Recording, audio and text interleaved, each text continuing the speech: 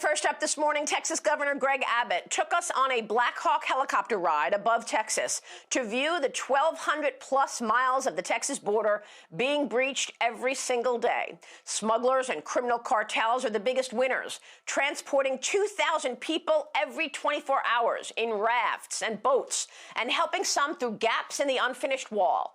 Most of the people coming in want to be apprehended so they can get processed and eventually assimilate into America. But there is another group that are criminals who got away and ended up in the interior of our country. The governor, along with the heads of the National Guard and the Department of Public Safety, walked me through it all while we toured from above. There are some people who cross the border who do want to get apprehended so they can get processed and hopefully assimilate. The people that DPS arrests are the people who don't want to be caught. They are known criminals, and they would wind up back in jail. The white tents here are the Donna facility, and there's almost like two different sections. One of these tents that are nearest to us right now, they were not there 2 months ago. When I came here 2 months ago, that was just dirt. And then you had those other white tents on the other side, and they were there when I first came, but you can tell they're all relatively new. The action picks up at night. The stunning thing for me is that it used to be that most of the illegal crossing of the border would occur at nighttime.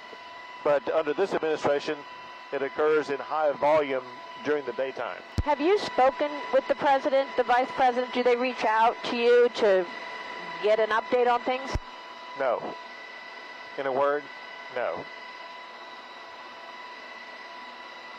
Very different from the prior administration. So this part right here, was that intended for wall construction? You see all the equipment there? Yeah, this is part of the wall that was under construction and they just stopped. You're going to see right up here, they picked it back up. They just didn't connect the two locations. And it was all paid for? It's all paid for. The Texas border with Mexico is about 1,250 miles. To be precise, I want to say it's 1,264. You can Google it. But it's just, if it were straight line desert like in Arizona, it'd be one thing. This is far more difficult to patrol and to protect. Is all of Mexico run by the cartels or just the border? Unfortunately, the systemic corruption throughout Mexico, and no one's safe. They've undermined the rule of law everywhere, and there's no place you can get away from the cartels right now. It's a domestic security threat to them. Since the crisis spiked after January 20th of this year, President Biden and Vice President Harris have yet to visit the border, and the governor has not heard from them. After our Black Hawk tour, Texas Governor Greg Abbott sat down with me for this exclusive interview. Well, first, about the president not mentioning the border in his State of the Union address, I think it shows that, candidly, he doesn't care about the border, and they do not want to resolve the challenges that we have on the border. But I will tell you this, the first 100 days of the Biden administration, they've been great for the cartels, for the gangs, for the human traffickers who have been exploiting the border. Because what happens is you have all these young migrants surge the border, and the Border Patrol officers are occupied dealing with those who are surged in, and that is when the cartels and gang members, they're able to use the open spaces to sneak across the more high-value people, such as terrorists, such as people with criminal records, and as well as fentanyl, the drugs, and things like that. And that's exactly why we have all of these Department of Public Safety officers down here, because we are working for Texas to deploy resources to secure the border. So what kind of a cost does this represent for the state of Texas? Because we're not talking about the cost very much of this. Good point, because this doesn't come free. So our state legislature, they allocate about $800 million every 2 years for the state to pay for this. This year, because of the extended time that we will have the National Guard on the border, it likely will clearly exceed $1 billion for the state to have to secure the United States of America. So here's our goal. We're paying for this. But I want to have Texas secure the border and have the Biden administration pay for it.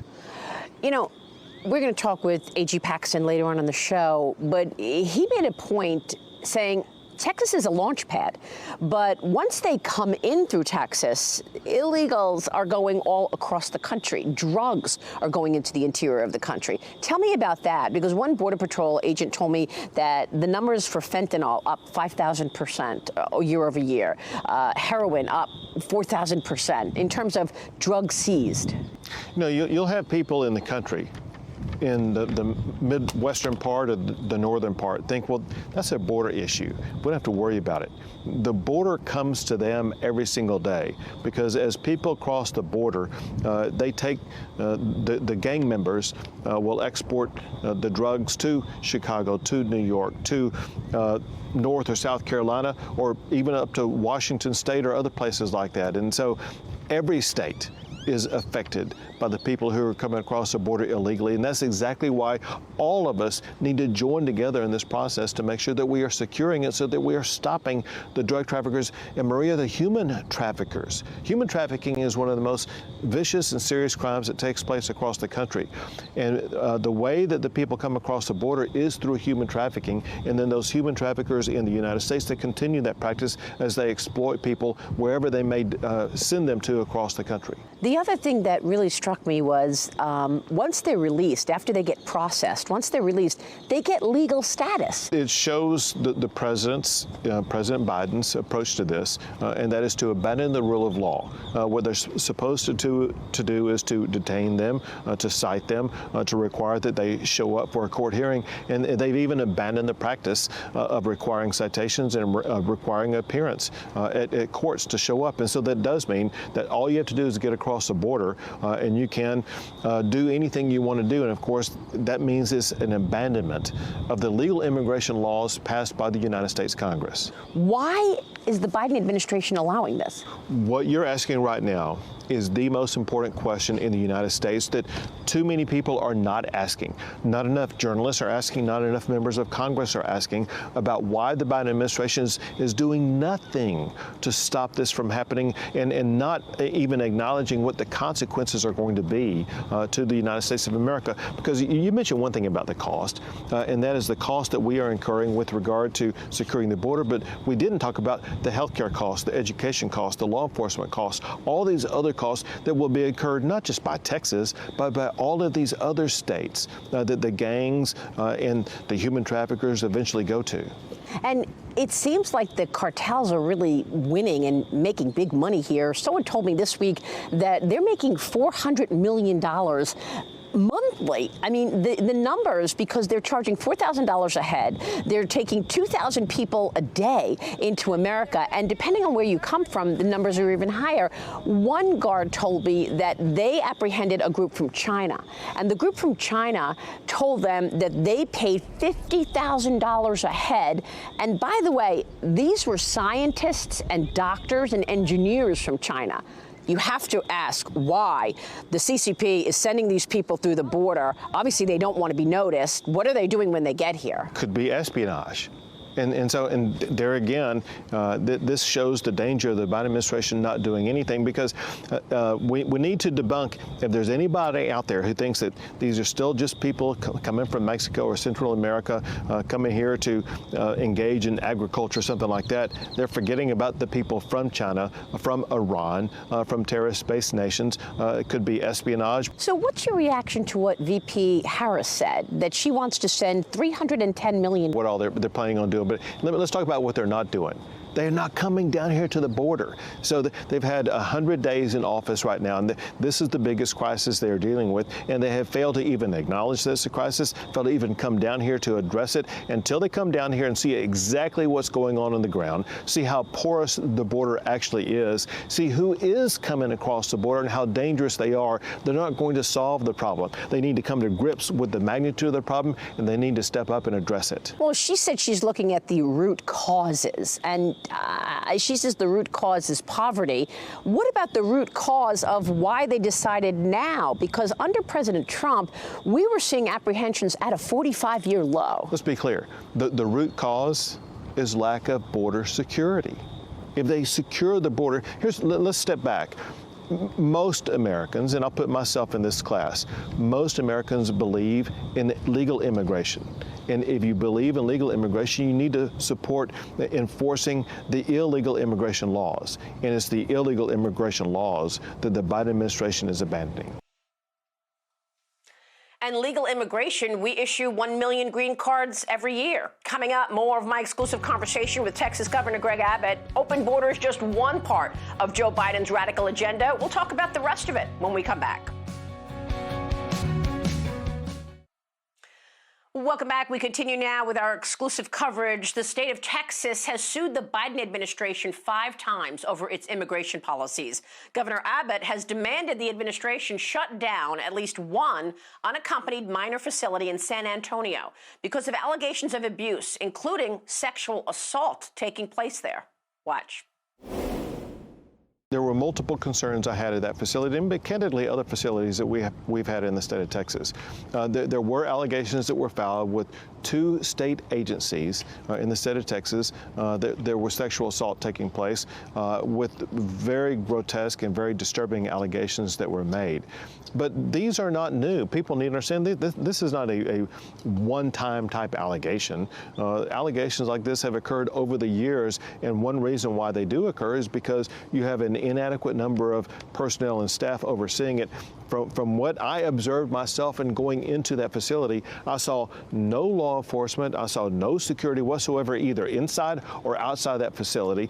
I've seen these facilities across the entire border region, and at none of them have I seen any type of security to make sure that people would not be able to escape or engage in other acts that could endanger either people inside or outside of the facilities. Governor, I want to move on to the broader agenda. The border policies or lack of policies is one part of what has been a radical agenda. The Democrats are pushing H.R. 1. They're pushing to get rid of the filibuster. They want to pack the Supreme Court. President Biden says he's going to put a commission together.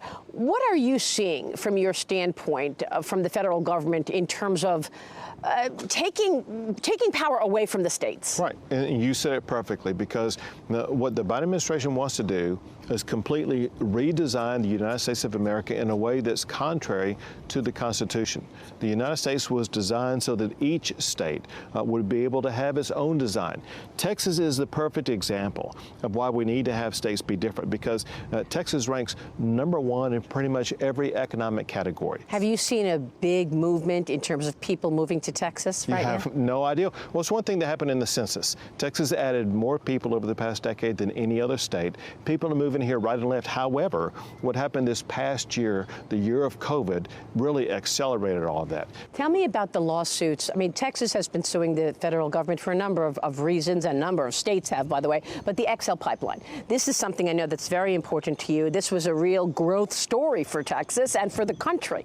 Well, listen, the XL pipeline is a subset of a larger agenda for the Biden administration, and that is to crack down on fossil fuels. And let me tell you, he's hurting down here in the polls because of that. And it's one reason why President Trump, in his reelection campaign, did so well in the Rio Grande Valley. Yeah, what about the census? Got 2 more items to talk to you about: census and the COVID. What's happening here in Texas, because you're open for business, obviously. But we saw changes in the census. And the Republicans are looking at investigating this. Did you lose a congressional seat in Texas? What happened with the census numbers? I think an investigation does need to be done. And so they need to do it very quickly, because the time clock on this is short. But if you look at all the numbers of many red states, the initial assessment of the numbers of what the population growth was reduced by the final numbers. And then other blue states, they were supposed to be losing population, and suddenly they were not losing as much as what had been prognosticated. And so there is something fishy about the final census results. And it's right that there be an investigation and maybe even litigation to clarify exactly what's going on. Who changed the numbers? Why did they change it? Was it a valid change? Things like that. My thanks to Texas Governor Greg Abbott.